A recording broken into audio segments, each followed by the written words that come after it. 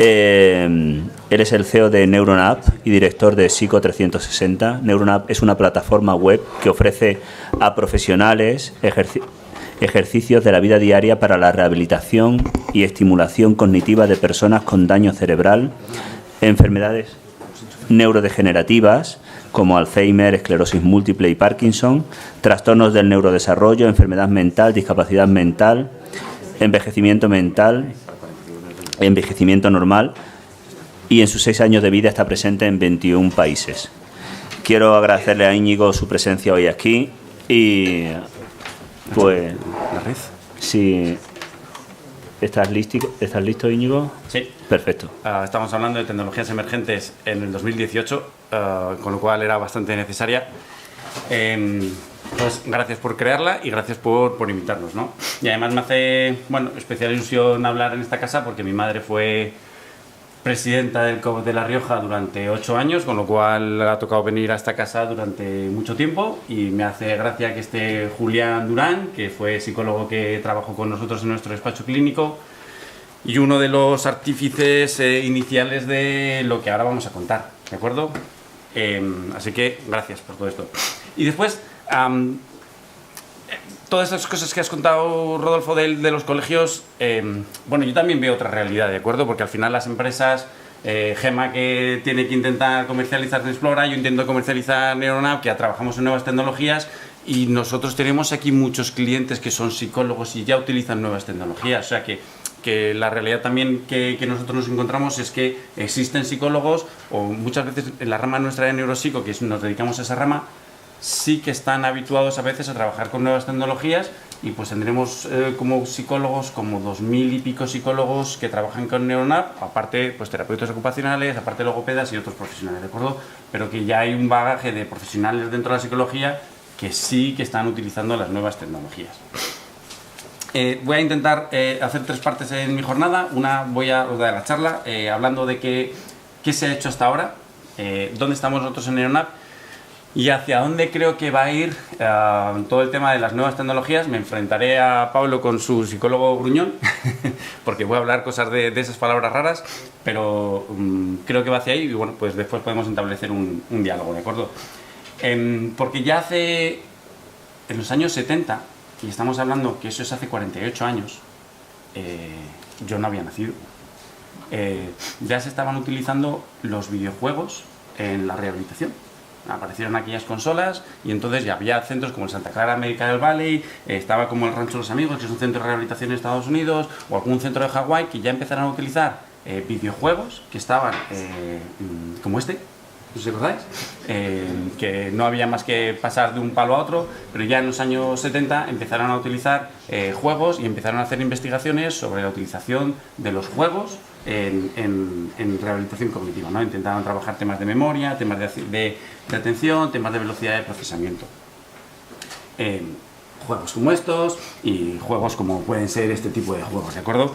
Pero ya en aquellos años hubo algún juego que trabajaba temas de velocidad de procesamiento, que trabajaba temas de atención sostenida, que trabajaba temas de atención selectiva, que trabajaba temas de alternante, y no solo esos procesos básicos, sino que iba más allá y trabajaba temas de tomar de decisiones, estimaciones temporales, y ese juego es este, ¿de acuerdo? Entonces, nosotros en el blog tenemos un artículo escrito sobre qué procesos cognitivos se pueden trabajar con el comecocos, ¿de acuerdo? Porque tú piensas que tú estás fijando tu atención, que quieres ir a comerte una pildorita de esas que te va a dar fuerzas, estimas que tú tienes una velocidad y de repente no llegas porque el fantasma te come. O estás fijando un objetivo y de repente fijas el objetivo que quieres ir allí y de repente te aparece el fantasma por un lado y tienes que ser flexible para poder cambiar tu orientación e ir hacia otro lado, ¿no? O a veces estoy atento a una cosa y de repente tengo que prestar atención a otra, ¿de acuerdo? Entonces, ya hace muchos años se empezaban a poder trabajar procesos cognitivos con herramientas. ¿Qué decía la investigación? Pues la investigación decía que aunque los resultados en los test eran positivos, había entre el pre y el post eran positivos, las críticas eran que cuando esas situaciones o esas personas iban a la vida diaria, no había una realidad sobre lo que nosotros hemos evaluado y la vida diaria de las personas. ¿Por qué? Porque al final tú no eres la rana que va saltando de tronco en tronco, ni al final vas comiéndote o te van matando comecocos por la calle, ¿de acuerdo? Entonces se paralizan un poco la utilización de los elementos de los juegos, porque eran consolas, muchas de ellas, en rehabilitación, y aparecen otro tipo de productos ya más vinculados a la aparición de los ordenadores en las casas, donde eran productos más comerciales, donde trabajaban cosas mucho más específicas, conceptos mucho más específicos, como pueden ser temas de problemas matemáticos, temas de vocabulario. Claro, estos productos eran menos caros porque al final era un CD que tenías que introducir en tu... bueno, acordaros cuando era el Spectrum 48K, que tenía que dar al play y empezaba a sonar aquello hasta que se cargaba el juego. Entonces, bueno, intentaban trabajar otro tipo de recursos, matemáticas, los intentaban algunos llevar a situaciones de vida diaria. Pues bueno, pues tenías que llevarlo, porque era la crítica que tenían los anteriores. Bueno, pues este es un juego de cocina y en el juego de cocina pues tienes que ir sumando para calcular cuánto te iban a dar, ¿no? O también era un tema de sumas, pero claro, fijaros esto, que eran naves espaciales, cuánto en la vida diaria se acerca a la realidad de que tú no vas en la nave espacial por la calle disparando. Con lo cual, aunque se acercaban más a la realidad de cosas que se podían encontrar, la investigación decía, vuelven a mejorar en las pruebas, pero en vida diaria no tiene una significación en vida diaria de las personas. Bueno, empiezan a crearse plataformas vienen después, empiezan a crearse materiales también, ya creados, no cogidos de otros profesionales externos del mundo de la psicología, empiezan a crear materiales para poder trabajar. Eran en los años 85-90, bueno, no 90, cuando empezó a salir casi el Windows, con lo cual la usabilidad de los sistemas era muy complicados. Los psicólogos pues sabemos manejar a veces las tecnologías como las sabemos manejar, y ahora estamos bastante mejor que antes, con lo cual aquellos sistemas que los sistemas operativos eran muy complicados pues también tendieron a dejar de usarse, hasta que de repente aparecen los device o los aparatos, ¿de acuerdo? Antes del iPhone empezaron a salir este tipo de tecnologías y muchos de los profesionales dijeron, bueno, pues vamos a pasarle la parte de las cosas que pueden hacer un profesional, se las vamos a poner dentro de los aparatos, ¿no?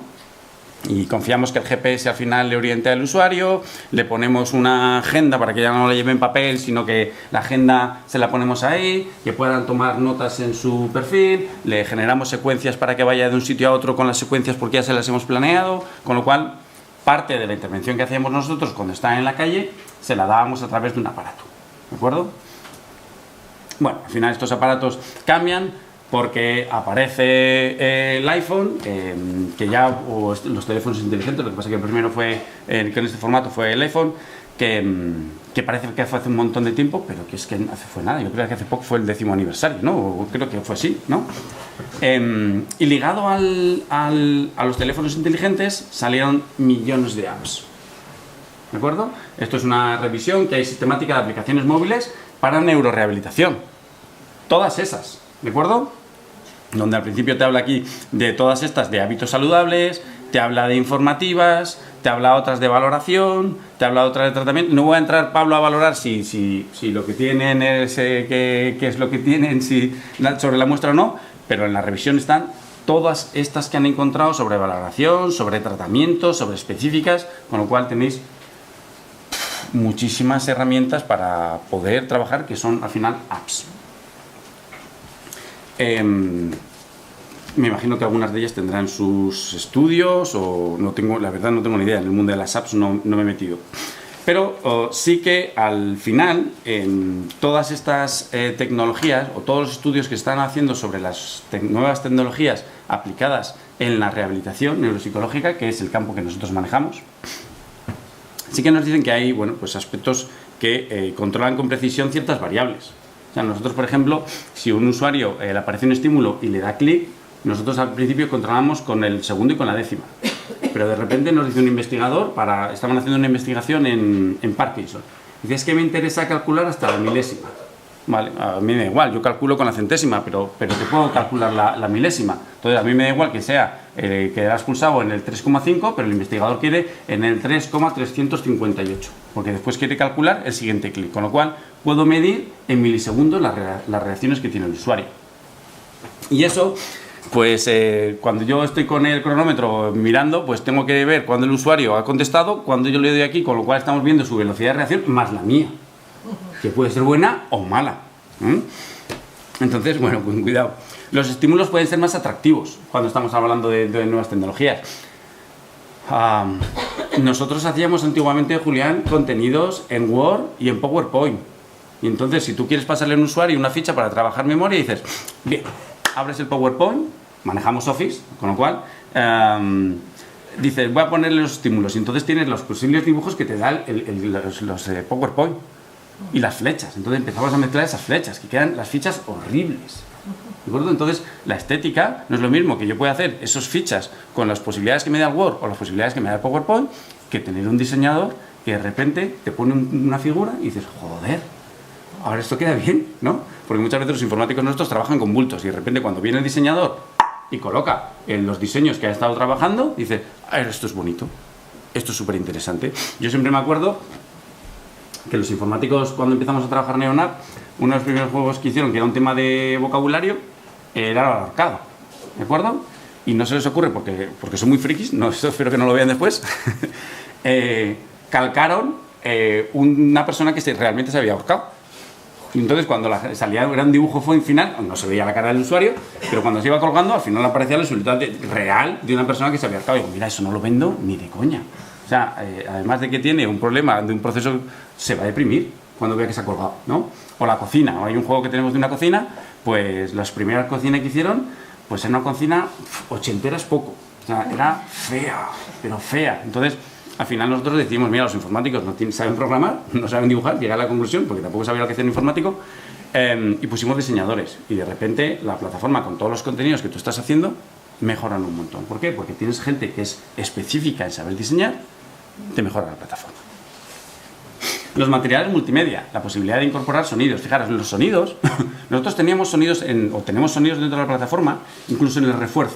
Y cuando damos el refuerzo, teníamos grabado, no con la típica voz de Google o la típica voz que te da, sino que teníamos a una locutora de radio, en ese caso era la Onda Cero, que le pagamos porque grabara los audios o grabara el refuerzo de muy bien, sigue adelante, en voz de chico, en voz de chica, refuerzo positivo, refuerzo menos positivo. Bueno, pues los feedback de la gente al final dicen, me saca la voz de quicio la voz del chico, no me gusta la voz de la chica, cuando me dice el efecto positivo no me gusta.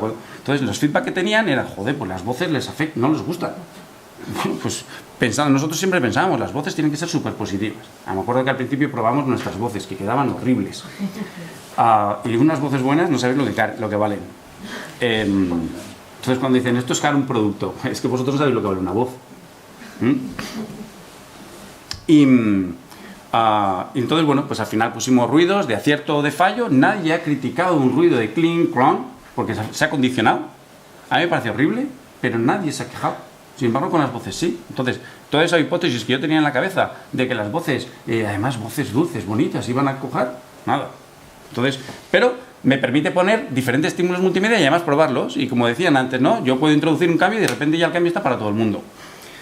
Me da un feedback rápido y directo, porque a veces el profesional puede que esté mirando al usuario o no, pero sin embargo el ordenador te da el feedback inmediato, con lo cual se produce un mayor refuerzo. Es posible la adaptación de periféricos. Por ejemplo, ese centro es un centro de esclerosis múltiple. Veis que el usuario va en silla de ruedas, pero me da igual, podemos trabajar en centros de Aspace y algunos usuarios pues manejan joystick porque tienen que adaptarse, o tenemos algunos usuarios que manejan con las aplicaciones estas del ojo y entonces van manejando con el ojo las flechas donde quieren pulsar, pues van manejándolo con el ojo porque tienen un seguidor de ojo, de Leye Tracking, ¿no? Que también es una empresa de San Sebastián como Gema. El profesional es flexible las nuevas tecnologías a la hora de poder desarrollar nuevos materiales. Yo me acuerdo cuando al final antes hacías sopas de letras y las hacías a mano, pues es que esa era ya, la utilizabas esa vez.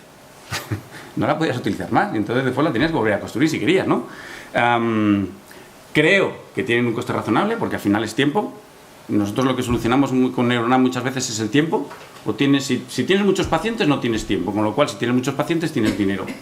Y si no tienes pacientes, tienes mucho tiempo y entonces te haces tú los materiales. O sea, lo que nosotros hacemos es, muchas de las veces es ahorro de tiempo a un profesional.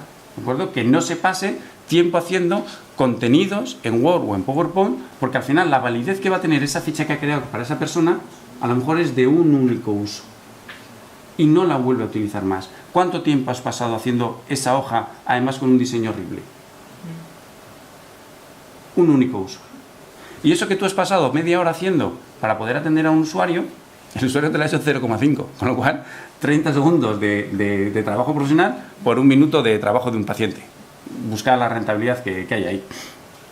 Entonces ahorramos mucho tiempo al terapeuta. Pero también tiene aspectos negativos, ¿no? Sobre el uso de los soportes informáticos en rehabilitación. Muchas veces se han venido utilizando de una forma súper rígida. Te decía el sistema, pues de esto lo tienes que pasar 5 sesiones, 1 hora y media de duración con esta frecuencia. Y entonces todo el mundo tenía que pasar por el mismo sitio. Y me da igual si mi paciente que tenía daño cerebral estaba en ese momento motivado o estaba desmotivado. El sistema dice que tienes que hacer hoy esta sesión de rehabilitación, porque es impepinable. Entonces, muchas veces se podían pasar sistemas que fueran muy rígidos y eso no favorece a nuestros usuarios. La poca familiaridad que tienen con el uso de... Esto se llama ratón. Es que si estamos hablando en Alzheimer, nosotros tenemos más de 100 AFAs de asociaciones de Alzheimer, ¿de acuerdo? Entonces, dile tú a una persona de 85 años de un entorno rural que se ponga a manejar esto. O sea, los psicólogos que han estudiado, que son licenciados y tienen problemas, pues imagínate a alguien que lo que ha levantado... Yo soy de un pueblo de 200 habitantes, hijo de agricultor, ¿vale? Entonces, esto, en mi pueblo, 198, igual no saben qué es, ¿vale? Entonces, vete a explicarles que algo que están moviendo aquí se va a mover en la pantalla. Pues no lo entienden. A veces no lo entiende un psicólogo. Entonces, les genera... tienen poca familiaridad con estos estímulos. Entonces, bueno, pues el sistema se tiene que adaptar a la persona, no la persona se tiene que adaptar al sistema, en los sistemas de rehabilitación. O contenidos pocos adaptados al momento. No es lo mismo que yo esté trabajando con una persona con discapacidad intelectual que lo que tiene, por ejemplo, alguna asociación con la que trabajamos, tengo un usuario de 50 años con discapacidad intelectual que quiero hacer una prevención del deterioro cognitivo. Una persona con discapacidad intelectual con 50 años antes no existían, porque morían mucho antes. Y a esa persona que ahora tiene 50 años no se le ha hecho el trabajo de base que se le hace a una persona ahora, por ejemplo, que tiene Down, que están desde el día 1 con estimulación, trabajando con ellos. Aquellos cuando tenían 50 años no. Entonces, el contenido no puede ser el mismo a esa persona que yo le estoy dando, que tiene 50 años con discapacidad intelectual, que el contenido que yo le estoy dando a un niño de 12 años con el mismo grado, con un Down. No es lo mismo y no podemos ofrecerle lo mismo. Entonces, las plataformas se tienen que adaptar. Y el problema que tenían muchas de las plataformas, que dábamos el mismo contenido al de 50 que al de 10. Entonces teníamos problemas en lenguaje, en la capacidad de razonar, en el nivel cultural, en el tipo de daño cerebral que tenía el usuario. Pero bueno, todas estas cosas también han ido cambiando y ahora nos vamos a centrar en la parte que era de diseño de producto, ¿de acuerdo? Porque nosotros cuando diseñamos producto, hacemos 2 cosas. 1, la creación de materiales, que es los miles de recursos que nosotros podemos diseñar, que los hacemos en base a un marco teórico que está publicado en la página web. Ahora veremos alguno. Y después la usabilidad, que hablaremos de qué es la usabilidad, pero sí, muchas veces se pone este ejemplo, ¿no? Que eso es el exprimidor que ha ganado no sé cuántas obras de diseño, pero es que no se puede utilizar, ¿vale? Entonces es muy bonito, pero es que no es usable. Y entonces nosotros tenemos que hacer plataformas que los profesionales las sepan utilizar. ¿Quiénes? Personas que no están muy habituadas a veces en el manejo de la tecnología. Nosotros en la plataforma tenemos un chat, ¿de acuerdo? Y la gente nos escribe. Y bueno, el chat a veces sería para publicarlo. Entonces, oye, que me he gastado un dinero en NeuronApp y es que no imprimen las hojas. Claro, al principio nosotros se nos ponían los pelos así. Bueno, yo los pocos que tengo así, ¿no? Y decíamos, joder, algo falla. Entonces empezábamos a mirar, pues en Chrome funciona, en Explorer funciona, en Firefox funciona. No, pues nosotros le respondíamos, oye, pues a nosotros nos funciona. Pues es que esto no sé cuánto es una vergüenza. Claro, al principio te da vergüenza decirle, ¿ha encendido usted la impresora?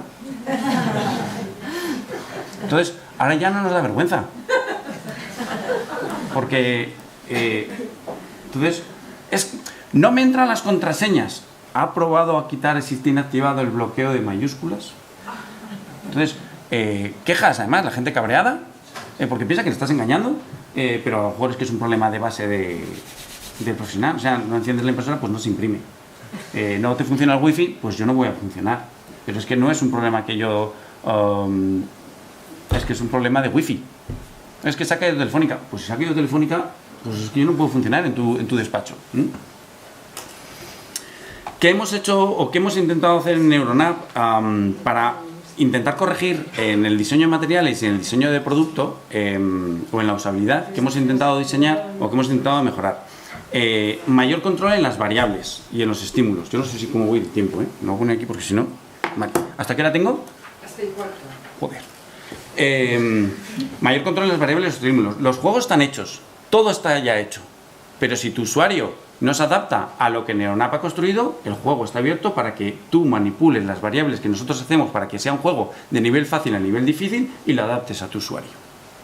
¿De acuerdo? No es lo mismo. Tenemos, por ejemplo, un simulador que está trabajando con temas de dinero.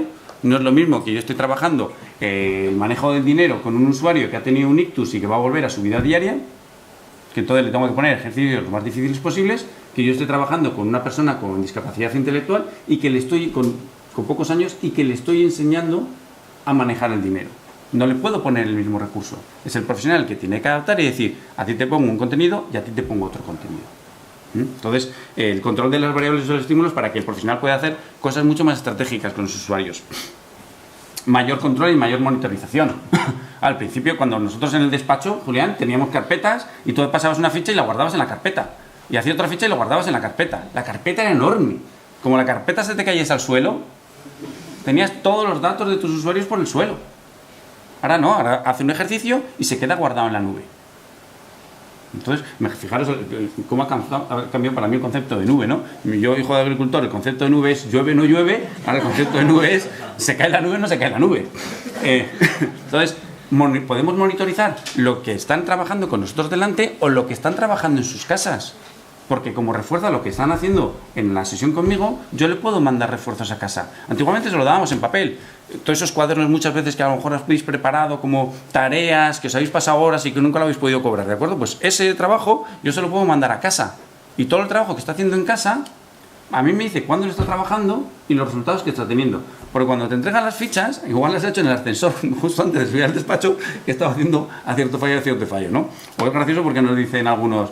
Me ha dicho que ha hecho los ejercicios, pero que no aparecen. que sí, que el niño me dice que ha hecho los ejercicios. Pues mira, yo te digo que aquí no ha entrado.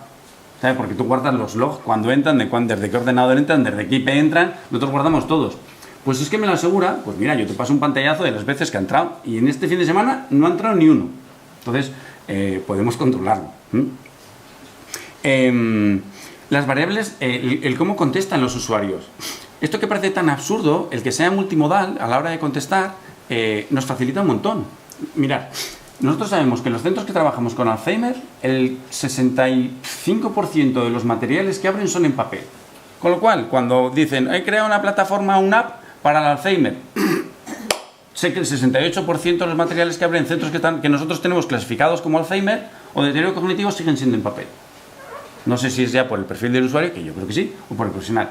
Porque si vamos a trabajos que estamos haciendo en esclerosis múltiple, el 70 y tantos % de los materiales que se abren en esclerosis múltiple son en digital. Y mucho en tablet, porque controlamos de qué abre. Con lo cual, 2 neurodegenerativas, el profesional a un usuario que cambie completamente el perfil, le ponen estilos de respuesta distintos.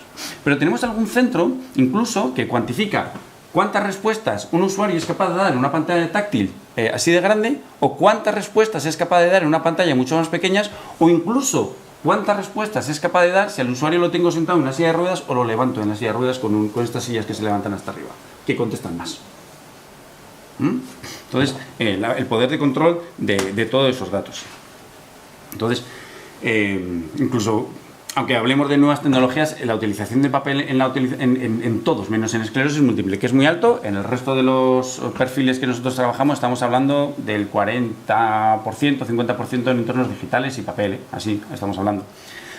Siempre va ganando terreno el entorno digital, siempre, en cualquiera de los perfiles que nosotros controlamos, pero poco a poco, Vale, entonces me quiero centrar en 3 cosas que nosotros hemos intentado hacer, o centrarnos en las cosas que decía la investigación, en las cosas que hemos dicho antes que nosotros hacíamos, que la investigación se quejaba. Valor ecológico. Nosotros introducimos en muchos de los juegos tareas que simulan entornos reales. Ir al cajero, una vitrocerámica, un microondas, vestirse, reciclar, ruidos en la cocina, y entonces intentamos introducir tareas que tienen mucho valor ecológico. Con la idea de que si yo estoy trabajando esto en un entorno y simulo... Fórmula 1. Fórmula 1, cuando van a algunos, lo que hacen es entrenar en simulación. No me acuerdo que había un circuito una vez que nunca habían ido, pero todos los de Fórmula 1 lo habían entrenado en simuladores y sabían en qué punto crítico tenían que frenar. Y habían entrenado en simulación antes de enfrentarse a los primeros entrenamientos. Y los primeros entrenamientos yo estoy seguro que no iban a 20 km por hora. Y solo lo habían hecho mediante simulación. Entonces nosotros intentamos simular, para cuando se vaya a hacer tarea de vida diaria, haya un trasvase de lo que nosotros estamos trabajando. Y una generalización de lo que trabajamos ¿os acordáis del juego que hemos dicho? No, a la calle. Y sobre todo la personalización. Muchos de los contenidos que trabajamos en Neonap los podemos modificar para que los puedas modificar. Si yo estoy trabajando un juego de palabras desordenadas, no es lo mismo que yo te ponga casa, perro, coche, que le ponga, estoy trabajando en una residencia de tercera edad, que le ponga los nombres de sus nietos, que indudablemente le van a gustar mucho más que el de sus hijos. Con lo cual, ¿qué es más motivante? ¿Sus nietos o sus hijos? Pues sus nietos seguro, ¿no? ¿O qué es más motivante? ¿Que le ponga los jugadores del Madrid ahora o los del Madrid desde hace unos años? Pues mira, ese usuario que está en una residencia de tercera edad se va a acordar de los del Madrid de hace muchos años. ¿Estoy trabajando con un crío? Pues tendré que poner los jugadores del Atlético de Madrid de los de ahora, porque los de cuando ganaban algún título, que no sé del Atlético. Que no me gusta el fútbol, yo soy de Osasuna, con lo cual no ganamos nunca. Entonces yo puedo planificar y poner estímulos que para esa persona sean significativos. Me acuerdo un caso en daño cerebral que nos contaba un centro que no quería trabajar temas de estimulación, hasta que identifican que la NBA era su pasión y empiezan a ponerle jugadores de la NBA en algunos de los juegos que nosotros podíamos poner con imágenes, con palabras, y entonces le empiezan a poner jugadores de la NBA. Ah, coño.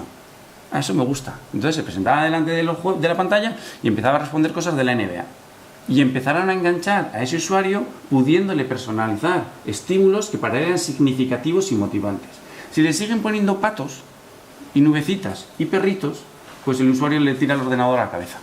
Con lo cual, el poder de personalización de los recursos es bastante importante.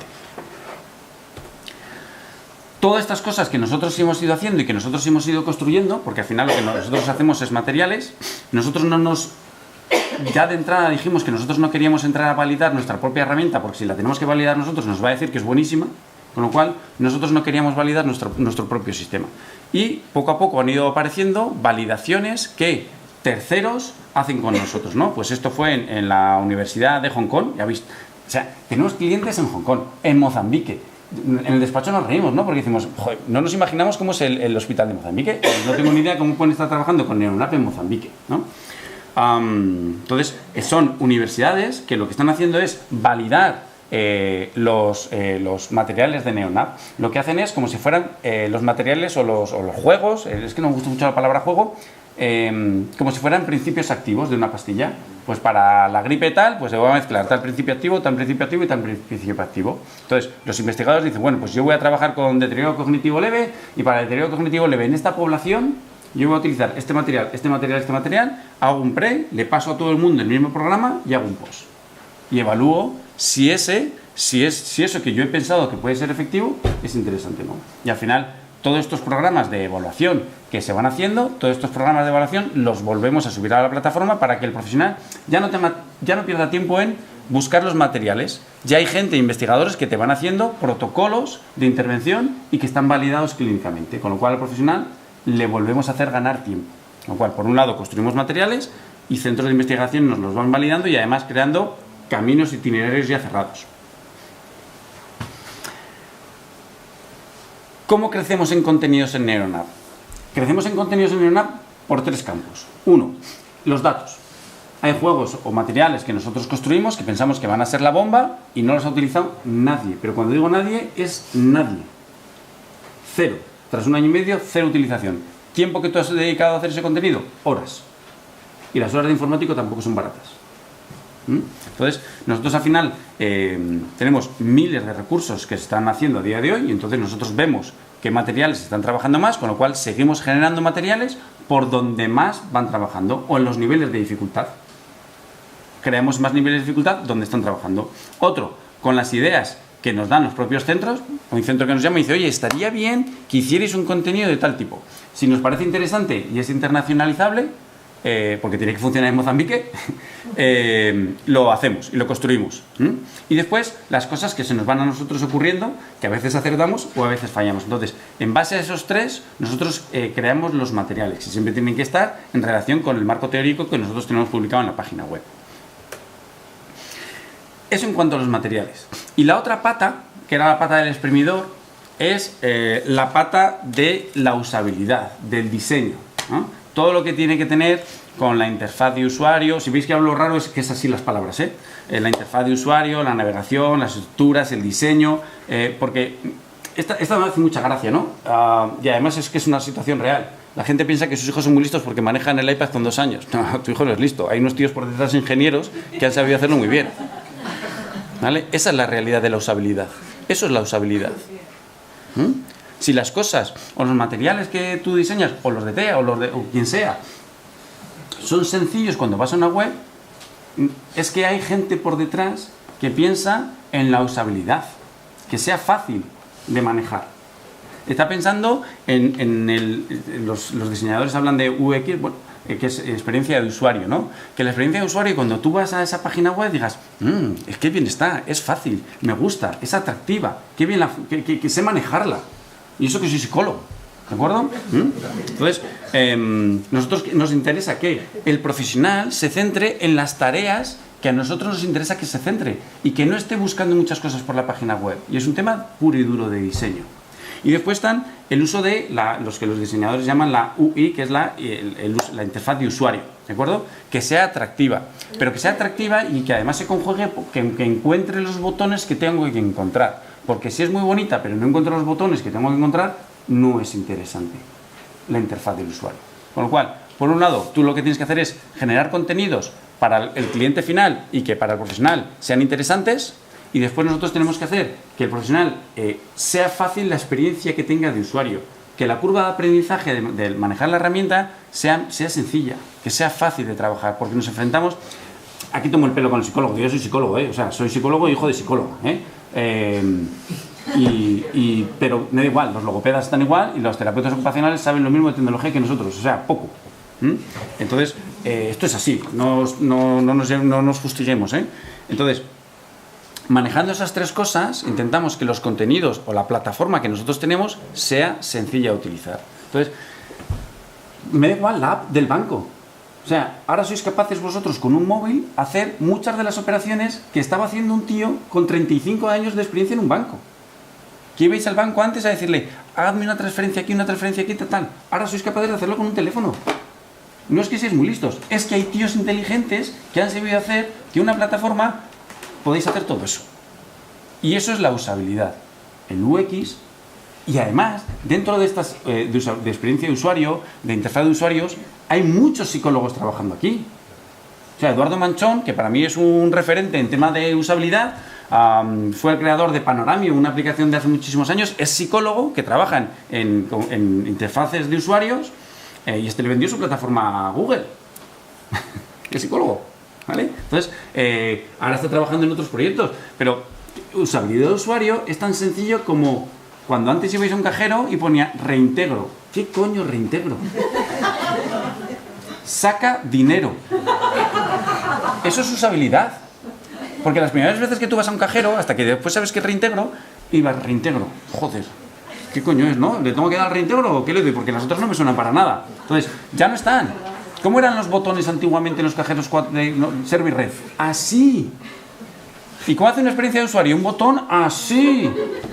¿Por qué? Porque hay mucho usuario que a lo mejor tiene problemas atencionales, perceptuales, y a la gente le tenemos que decir, céntrate, que son estos botones los que tienes que manejar. Y eso es experiencia de usuario. Entonces, cuando tú construyes materiales, tanto es el material que construyo como la experiencia que vosotros tenéis a la hora de estar dentro. Y eso con el perfil que tenemos los que nos dedicamos a esto es súper importante. Y aquí hay, por ejemplo, ahora que nosotros vamos a sacar la siguiente página web, hay estudios previos, el equipo de diseño hay estudios previos con entrevistas a profesionales de ver cómo manejan actualmente a día de hoy la plataforma nuestra, diseñan toda la estructura y toda la jerarquía de las cosas, la implementan y la testeamos. Y sin decirles nada, es decir, crea una sesión de trabajo. Y si son capaces de crearla, está bien creada. está bien diseñada. Y si no son capaces de diseñar esa sesión, el fallo es nuestro. Porque tienen que ser capaces, como hace Booking, que en una aplicación del móvil te reservas un hotel en cualquier lado. Y eso antes no sabíamos hacerlo así. ¿Vale? Vale, voy a hablar ahora de las emergentes, porque hasta ahora no son emergentes porque ya están. Ya están y además desde hace años. Nosotros ya hacemos NeuronApp desde hace 6 años que venimos desarrollando materiales de estimulación cognitiva. Entonces vamos a hablar ahora más de las emergentes, que para eso hemos venido a hablar, ¿no? Y cuando hablamos de tecnologías, hablamos de 2 tipos de tecnologías. Unas las lineales y otras las exponenciales. Y aquí voy a entrar un poco en discusión con algunas de las cosas que ha dicho Pablo. ¿Vale? Por ejemplo, las lineales pueden ser la ropa. O sea, la ropa sigue igual, a lo mejor le han puesto una innovación a la ropa que es que si te cae una mancha, el líquido patina, ¿no? Yo que vengo de la tierra del vino, pues si te cae el vino y de repente te patina la ropa. Eso es una innovación, ¿vale? Pues van innovando en el tema de la ropa y es algo lineal, que es la línea roja. ¿De acuerdo? Y hay otras tecnologías que son exponenciales, ¿de acuerdo? Que nacen intentando ser disruptivas, pero que muchas de ellas se quedan por el camino. Como puede ser la nube. La nube, el concepto de la nube, lleva más de 25 años. Más de 25 años. Y todo el mundo no funcionaba, no arrancaba la nube. ¿Por qué? Porque es que teníamos la velocidad de subida y de bajada de archivos, o el peso que tenían los archivos, eran enormes. Porque no había ni sistemas para poder comprimir, ni teníamos la velocidad suficiente para poder subir y bajar archivos. ¿Qué ocurre? 300 megas, 500 megas y además archivos enanos, y de repente hace la nube ¡ras! ¿Cuántas aplicaciones hay ahora en la nube?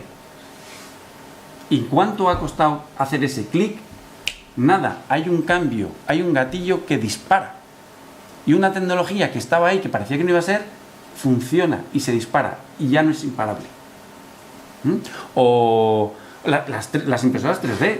Las impresoras 3D, yo me acuerdo, unos conocidos que tengo en La Rioja que hacen temas de joyas, ya hace muchísimos años imprimían los prototipos, los imprimían en 3D para ver cómo quedaban. Hace muchísimos años. Claro, el margen que tenían en joyas es muy grande.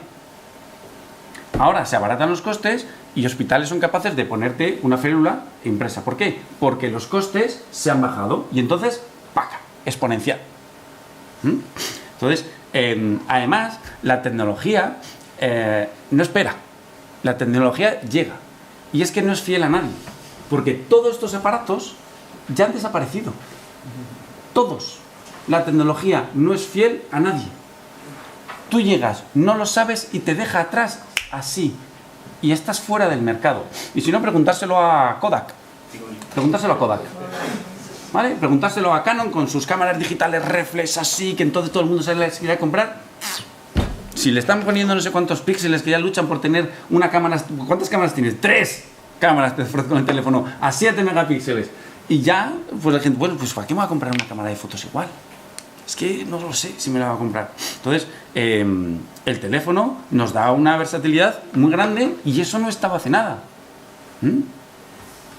Entonces, todas estas cosas que hay raras, que algunas de ellas son las que nombraba Pablo, genómica, inteligencia, todo lo que está haciendo es converger.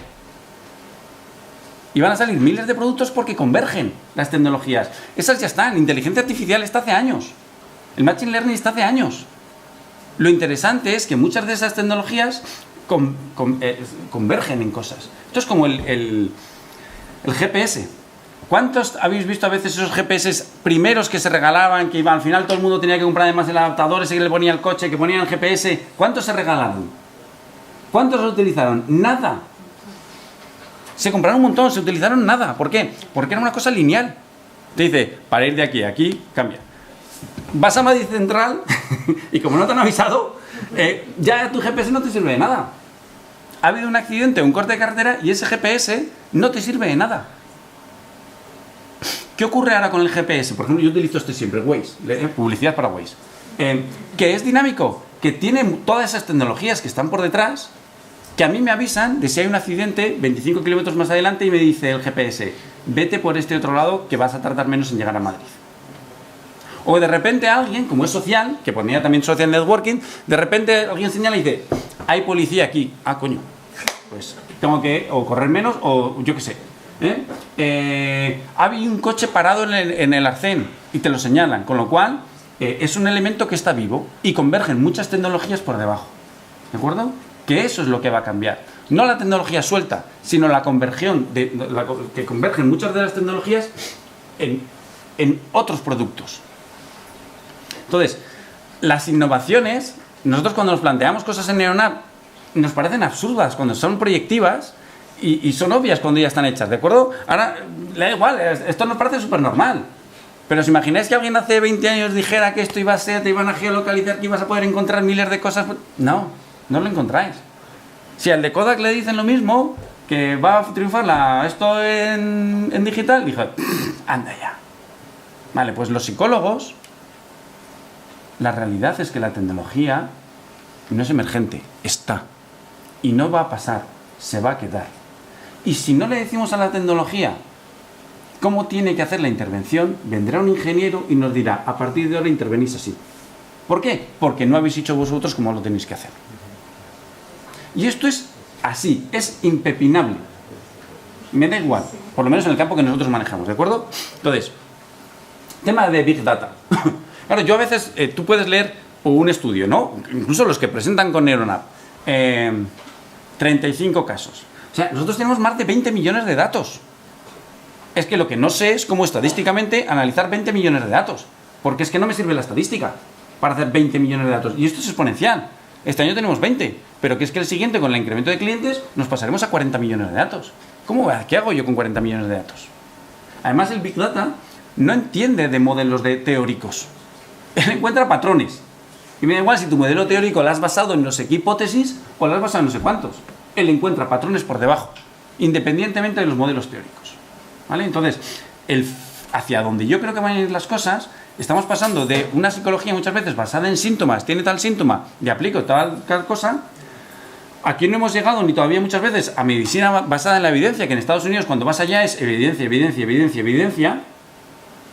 Pero es que no hemos llegado a la medicina basada en la evidencia muchas veces cuando nos vamos a marchar a la medicina predictiva basada en datos.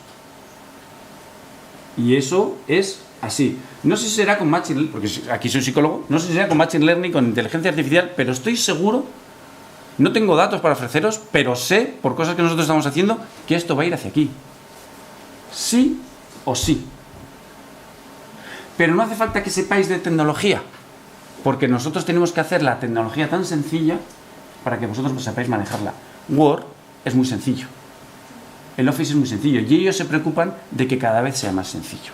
Entonces, por una parte es la preocupación por los colegios y por otra parte la preocupación de las empresas por intentar que personas no tecnológicas sepan hacer cosas tecnológicas o tengan la sensación de saber manejar temas tecnológicos.